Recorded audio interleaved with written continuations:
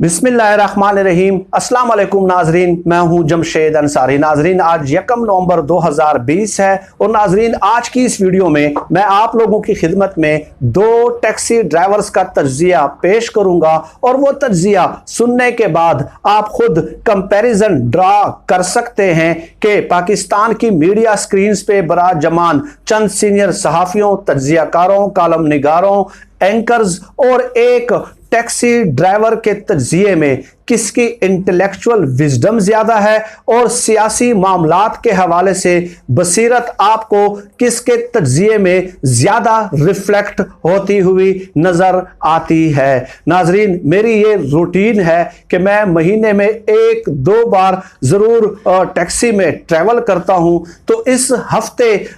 2 बार मुझे टैक्सी में जाने का इत्तेफाक हुआ। एक बार अपने घर से लेके रावलपिंडी सदर तक, तो रास्ते में डेफिनेटली मैं टैक्सी ड्राइवर्स के साथ जो है सवाल और जवाब की नशिस्त भी करता हूं, उनके जज्बात, एहसासात और ख्यालात भी फरकने की कोशिश करता हूं इमरान खान साहब के हवाले से और मौजूदा हुकूमत की परफॉर्मेंस और डिलीवरी के हवाले से। तो नाजरीन, टैक्सी ड्राइवर से मैंने सवाल पूछा कि महंगाई की क्या सूरत हाल है, तो उन्होंने कहा कि महंगाई तो डेफिनेटली बहुत ज्यादा हो गई है और हमारे लिए गुजारा करना जो है वो मुश्किल है। और उस टैक्सी ड्राइवर ने कहा कि घर वाले और बीवी बच्चे जो है वो मेरे साथ बाकायदा जिद करते हैं कि हमें ये चीज़ लेके देनी है, ये चीज़ लेके देनी है, लेकिन मैं उन्हें कन्विंस कर लेता हूं कि मुश्किल दौर जो है वो गुजरने वाला है, कुछ सब्र कर ले तो इंशाल्लाह मुल्क के हालात बेहतर हो जाएंगे। इसके अलावा मैंने उनसे सवाल पूछा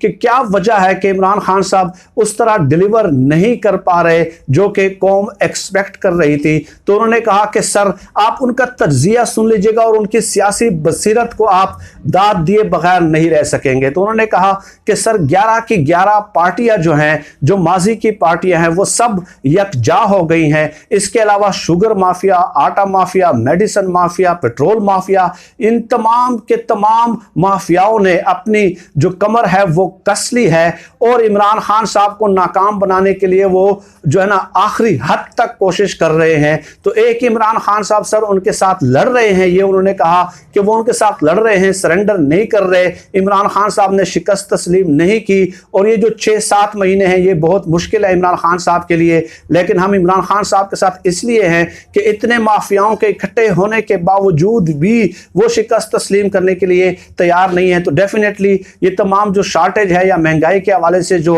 महंगाई जो ज्यादा हो रही है, तो ये उसका असर है, लेकिन हमें यकीन है पूरा कि इमरान खान साहब को फतह हासिल होगी। इसके अलावा मैंने उनसे कहा कि अगर इमरान खान जो है वो हार जाते हैं तो फिर क्या होगा। तो उन्होंने जो जवाब दिया वो मेरे इल्म में इजाफे का यकीनन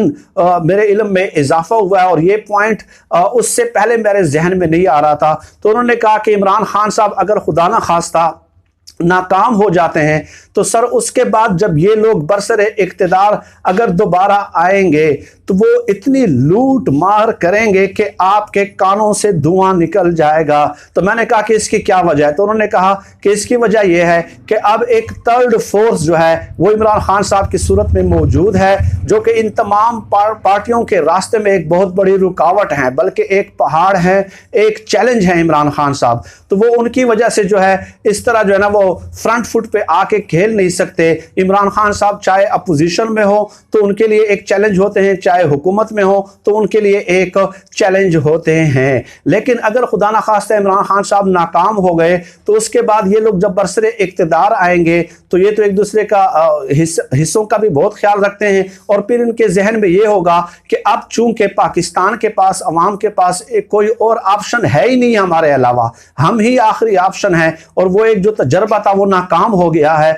तो वो दोनों हाथों से इस मुल्क को लूटेंगे और उनके सामने कोई चैलेंज नहीं होगा। तो बहुत ही पुरमगज उन्होंने बात की। हालांकि एक टैक्सी ड्राइवर के बारे में उमूमी तौर पे हमारा ख्याल है कि वो इतने पढ़े लिखे नहीं होते, लेकिन मैं इन लोगों को बहुत ही ज़्यादा मोहतरम इसलिए समझता हूँ कि खुद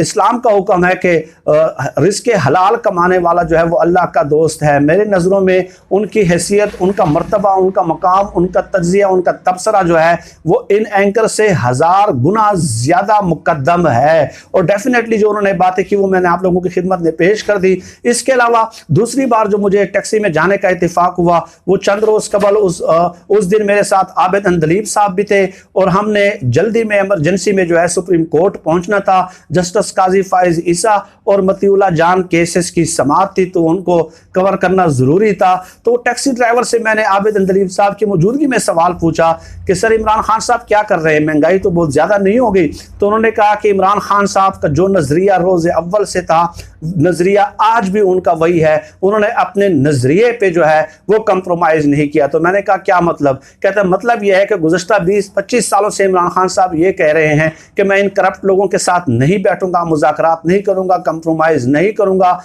मैं इन करप्ट लोगों को नहीं छोड़ूंगा। तो आज भी इमरान खान साहब ने मिनवान इस पे अमल किया है। इतनी रेजिस्टेंस और मज़ाहमत के बावजूद भी इमरान खान साहब ने शिकस्त तस्लीम नहीं की। तो हमें यकीन है कि महंगाई भी कम हो जाएगी। नाज़रीन ये वीडियो बतौर हुज्जत बतौर दलील मैं पेश नहीं कर रहा कि महंगाई ज्यादा होनी चाहिए, नहीं, बिल्कुल ये हुकूमत की अव्वलीन जिम्मेदारी है कि वो महंगाई को कंट्रोल करे और माफियाओं पे हाथ डाले। लेकिन एक आम मुतवस्सित पाकिस्तानी का ये तज्जिया है और इसके साथ आप कंपेयर करें ये जो मीडिया की स्क्रीन पे बराजमान चंद एंकर्स हैं जो फेक और सेडो इंटेलेक्चुअल्स खुद को गर्दानते हैं और उनका ये दावा है कि हमने पता नहीं दुनिया के तमाम उलूम की जो है वो किताबें पढ़ी हैं और हर इल्म में हम महारत रखते हैं। तो उनके तज्जिए के साथ आप कंपैरिजन करें तो इनकी सियासी मामलात के हवाले से फहम जो है जो फहमी बसीरत जो है इन लोगों की। अब आप बताइए कि ये तज्जिया आप लोगों को ये जो चंद जो है ना फिक्री बददियानत जो मीडिया की स्क्रीन पे बरा जमान है वो कभी भी आप लोगों की खिदमत में पेश नहीं करेंगे। नाजरीन दोनों टैक्सी ड्राइवर्स ने काबिल एहतराम मुअज़्ज़ज़ टैक्सी ड्राइवर्स ने जो तज्जिया पेश किया कि इमरान खान का नजरिया वही है वो तब्दील नहीं हुआ। ये इमरान खान साहब की किताब है मैं और मेरा पाकिस्तान, इसमें इन्होंने पेज नंबर 187 पे लिखा हुआ है कि इंसान कंप्रोमाइज जिंदगी में बहुत करता है, यू टर्न बहुत ज्यादा लेता है, लेकिन वो यू टर्न अपने मकसद तक पहुंचने के लिए होना चाहिए, लेकिन अपने मकसद पे कोई यू टर्न जो है वो काबिल कबूल नहीं होता। आप लोगों ने देखा होगा कि एक एंकर ने असद शरीफ साहब ने 100 यू टर्न इमरान खान साहब के जमा किए थे। यहां पे इस किताब में वजाहत मौजूद है इमरान खान साहब की तरफ से कि अगर मंजिल तक पहुंचने के लिए आप यू टर्न लेते हैं तो इसमें कोई कबाहत नहीं है, लेकिन अगर आप मंजिल पे ही मकसद पे ही यू टर्न ले लेते हैं तो उस इंसान की जिंदगी की कतई तौर पे कोई हैसियत नहीं है, काबिल वक़्त नहीं है उस इंसान की जिंदगी। तो आपको कोई ये नहीं बताएगा कि इमरान खान साहब ने आज तक एक यू टर्न जो है जो मेन उनकी जिंदगी का मकसद है, सियासत का महवर व मरकज है, उस पे यू टर्न इमरान खान साहब ने आज तक नहीं लिया। और वो ये है कि वो इन करप्ट लोगों के साथ कभी भी नहीं बैठेंगे, मुज़ाकरात नहीं करेंगे, मुशावरत नहीं करेंगे, इनके साथ रियायत नहीं करेंगे, NRO नहीं देंगे, डील नहीं देंगे, इनकी करप्शन को बर्दाश्त नहीं करेंगे, इनके साथ रियायत नहीं बरतेंगे। ये यू टर्न आज तक इमरान खान साहब ने नहीं लिया। और ये जो कहा जाता है ना कि इमरान खान साहब यू टर्न ले लें, यू टर्न ले लें, तो इन साफियों का मकसद यही होता है कि आप इस एक मेन ऑब्जेक्टिव, इस एक मकसद से जो है आप यू टर्न ले लें, लेकिन इमरान खान साहब ने आज तक इस एक मकसद से यू टर्न नहीं लिया। ये तमाम यू टर्न्स का जो ताना देते हैं साफी वो इस एक यू टर्न लेने के लिए दबाव डालना होता है कि इस एक यू टर्न से आप ये एक यू टर्न ले लें तो आपके तमाम गुनाह माफ हो जाएंगे, लेकिन इमरान खान साहब ने कंप्रोमाइज नहीं किया। बहरहाल ये काबिल एहतराम और मुअज़्ज़ज़ दो टैक्सी ड्राइवर्स के जज्बात, ख्यालात, तासुरात इमरान खान साहब के बारे में और उनकी हुकूमत की परफॉर्मेंस के बारे में और अपोजिशन के बारे में मैंने आप लोगों की खिदमत में पेश करने थे। उम्मीद है आप कमेंट्स में मुझे अपनी राय से आगाह करेंगे। पाकिस्तान जिंदाबाद, अल्लाह हाफिज।